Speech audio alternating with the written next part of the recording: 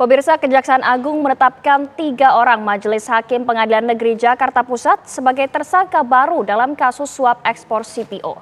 Suap tersebut diberikan agar Majelis Hakim menjatuhkan vonis lepas atau bebas kepada 3 terdakwa korporasi kasus korupsi CPO tersebut.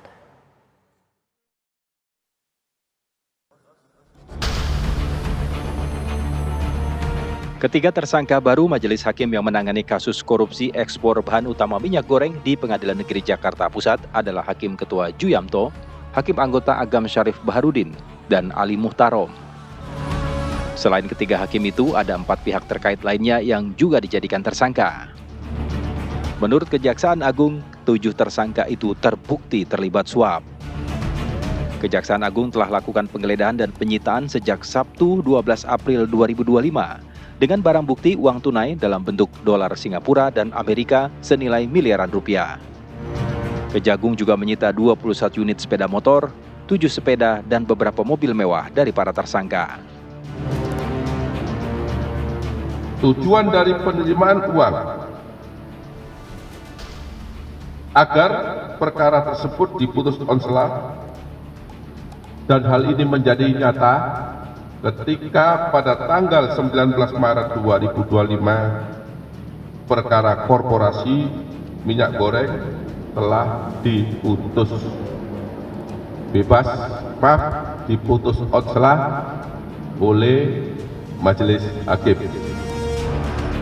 Sebelumnya, Pengadilan Tindak Pidana Korupsi Jakarta Pusat yang diketuai Hakim Juyamto menjatuhkan vonis lepas atau bebas kepada 3 terdakwa korporasi kasus korupsi CPO itu pada 19 Maret 2025. Belakangan ketiga majelis hakim dalam perkara tersebut menerima suap atas pesanan putusan bebas di balik kasus korupsi CPO. Dari Jakarta, Margareta Novita, Brilian Syaheran, Tim TV One mengabarkan.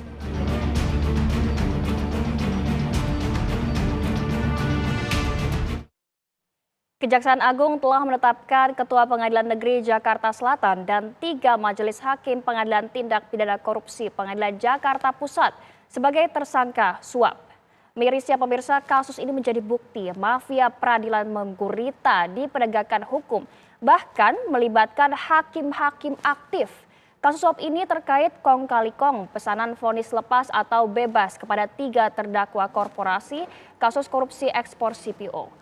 Mengenai kasus suap dan gratifikasi yang menjerat Ketua Pengadilan Negeri Jakarta Selatan dan 3 Majelis Hakim Pengadilan Tindak Pidana Korupsi Pengadilan Jakarta Pusat ini, pemirsa, kita akan berbincang dengan akademisi, dosen sekaligus Fakultas Hukum Universitas Indonesia, Aristo M.A. Pangaribuan. Selamat malam, Pak Aristo. Selamat malam, Pak Zinka. Ya, Pak, bagaimana Anda melihat hakim-hakim yang cari cuan dari kong kali kong vonis lepas atau vonis bebas di Pengadilan Tindak Pidana Korupsi ini? Gini Mbak, jadi ini kan recurring pattern ya. Jadi ini sudah terjadi berulang kali. Kurang dari 6 bulan, saya juga pernah diundang TV One bicara soal Zaroff Ricard yang 1 triliun. Nah sekarang muncul lagi, artinya ini persoalan sistemik.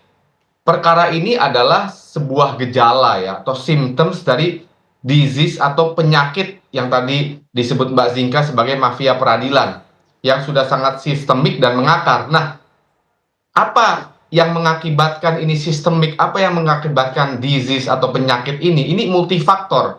Nah, beberapa yang bisa saya sebutkan nih, misalnya pertama, kultur institusi ya. Kultur institusi dalam hal ini pengadilan yang membuka peluang untuk bermain dengan putusan. Apa maksudnya? Coba kita lihat. Jadi ini kan muncul skemanya kan pertama dari wakil ketua pengadilan yang sekarang Ketua Pengadilan Jakarta Selatan. Wakil ketua pengadilan ini dia tidak memutus sendiri, tapi dia memilih kolega-koleganya, memilih hakim yang bisa diajak bicara. Artinya di dalam pengadilan itu sudah ada jaringan informal. Sudah ada kelompok-kelompok, sudah dipetakan. Oh, ini kelompok yang bisa dinego. Ini kelompok yang bisa diajak bicara. Misalnya menukar putusan dengan uang. Dan ironisnya, ya, pengawasan, ada KY, ada Mahkamah Agung, gagal mendeteksi ini. Terlebih lagi, pelakunya juga adalah wakil ketua pengadilan, pimpinan pengadilan yang seharusnya terjun di dalam pengawasan itu sendiri. Jadi sudah bisa dibayangkan betapa sistemiknya karena kultur institusinya membuka peluang untuk itu. Itu yang pertama. Yang kedua soal individunya. Jadi di tengah kultur institusi yang seperti ini, ya, maka individu ini pasti akan tergoda dan developing tolerance atau toleransi untuk menerima suap. Nah, ini saya kutip misalnya Pak Mahfud dulu pernah ngomong, ya, ini konteksnya pas. Malaikat saja bisa menjadi iblis di dalam birokrasi pemerintahan Indonesia. Nah, ini konteksnya pas dengan pengadilan. Kenapa saya bilang begitu? Karena tadi ada institutional kultur, ada kultur institusi yang udah developing toleransi terhadap korupsi, terhadap bribery, makanya ini bisa terjadi. Nah, lebih jauh lagi, gini, kita harus lihat objektif. Jadi perkara ini sebenarnya ada urutannya. Jadi perkara ini kan pertama kasus minyak gorengnya dulu, yang tahun 2022-2023, yang individunya. Kemudian dari situ ada perkara-perkara, jadi perusahaan-perusahaan ini yang didakwa korupsi ini, dia melawan kan dalam tanda petik lewat ombudsman dan lewat PT UN, yang mana putusan ombudsman dan PT UN itu menguntungkan dari perusahaan-perusahaan ini. Nah, ini ya menjadi celah atau menjadi basis negosiasi dari advokat-advokat itu untuk menukar dengan putusan bebas. Apa yang saya mau katakan? Jadi hakim-hakim ini sudah punya pola kerja, jadi dia tidak impulsif. Kenapa? Karena ada putusan-putusan konstruksi sebelumnya, artinya mereka juga sudah ada pola-pola kerjanya. Ya, itu yang kedua. Yang ketiga, saya juga mau menyoroti begini. Ini kan advokat ya sebagai perantara suapnya. Nah, advokat ini di sistem Indonesia memang dia mendapatkan peran yang marginal atau lemah. Sehingga kadang-kadang untuk survive atau bahkan sukses, dia tahu bahwa argumentasi hukum ini kurang laku, maka dia ambil shortcut, yaitu dengan negosiasi melalui uang. Nah, artinya, ya, faktor-faktor ini kemudian kombinasi dari faktor-faktor ini yang membuat penyakit sistemik, ya, yang tadi bahasanya adalah mafia peradilan. Jadi kombinasi kepada faktor-faktor itu. Nah, kalau sudah begini persoalan sistemik, maka solusinya ya nggak bisa superficial di depan permukaan, misalnya spanduk-spanduk zona integritas dan lain-lain. Jadi harus juga solusi yang menurut saya ini harus agak ekstrim, karena ini sudah terjadi berulang-ulang. Apa misalnya ekstrim? Kita bisa lihat misalnya, kita contoh lah negara-negara lain misalnya. Dulu di Amerika juga mirip-mirip begini tahun 30 sampai 60. Tapi apa yang dilakukan? Ada operasi senyap, FBI membuat operasi senyap yang namanya Operation Greylord. Dia menyamar, ya, menyamar menjadi penyuap pengadilan, kemudian akhirnya diberangus semua, jadi puluhan pengacara, hakim, jaksa, polisi itu ditangkap semua, dan bahkan sampai ada yang bunuh diri. Baik. Karena perkara itu. Juga di Georgia yang potong generasi. Pak Gitu Aristo, kira-kira untuk pembukaan, Mbak. Kalau begitu, solusi yang ditawarkan oleh pemerintah mengenai akan dinaikannya gaji hakim ini bukanlah solusi yang menyelesaikan permasalahan begitu?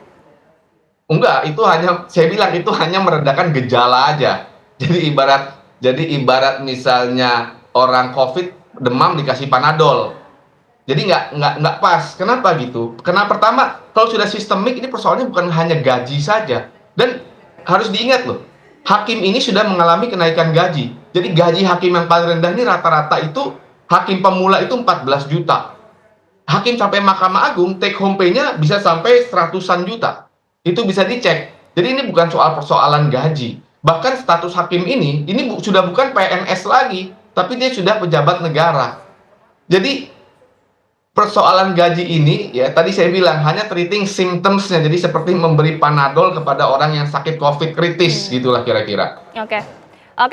Pak Aristo, karena waktunya terbatas, terima kasih banyak telah menyempatkan waktunya untuk bergabung malam hari ini, dan juga kita akan masih mendalami perkembangan dari kasus ini, Pak. Terima kasih, selamat malam. Oke, sama-sama, terima kasih.